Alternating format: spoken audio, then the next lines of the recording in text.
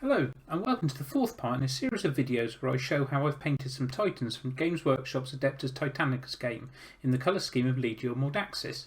In this part I begin to snip off the painted armour panels and tidy up the connection points. I also go through some suggestions on how to avoid mixing up armour panels when you're doing yours. You've got your contrast layers onto your armour panels and hopefully that all went fairly well. The next step is to start snipping the armour panels off.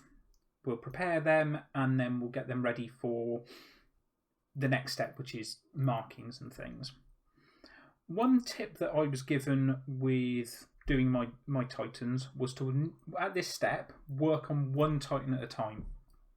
The reason for this is it means that you know you're going to not get anything mixed up. You know that you're going to apply the right armour panel onto the right piece following your plan. One thing I would say is I've written down the numbers of the leg panels for the Reaver. The reason for this is they've got very specific ways of going on and it just makes it life a little easier. You might also want to do it with what I would term the toes. So you've got a very specific front and back and sides for the toes on the Reaver this is. The Warhound is much more straightforward because the armour panels will only go in one place or they're interchangeable. So the leg panels, for example, you can mix and match whichever way you want to go. When it comes to actually snipping the pieces off, you'll see I've actually snipped all of the bits I'm going to use. What I would say is make sure you snip fairly far away from the actual armour panel itself. The reason for this is because the contrast layer, it's fine, it's fairly substantial, it's dried, etc. But actually it's quite fragile in comparison to normal acrylic paint and it will actually scuff a bit more easily if you bash your metal clippers against it. And it'd be slightly gutting if you got to this point and you mess up your painting because you've been heavy-handed. When you're tidying the model up, I tend to use a scalpel and I use a half moon file.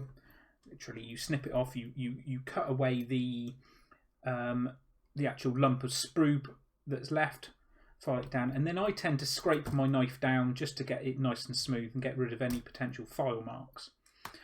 While you're doing this, run your finger around the edge of the trim and make sure there's not any burrs. If there are, just use a knife or a file or whatever your preference is, just to tidy those up. I found on some of the Warhound panels, I just got this tiny little lip where the mould had just slipped a fraction. So you just tidy that up. I would then say I tend to use Vallejo surface primer for touch-ups like this, but you can use any type of primer. You could actually just use a standard paint because here where you've got no paint, you need to put some paint down.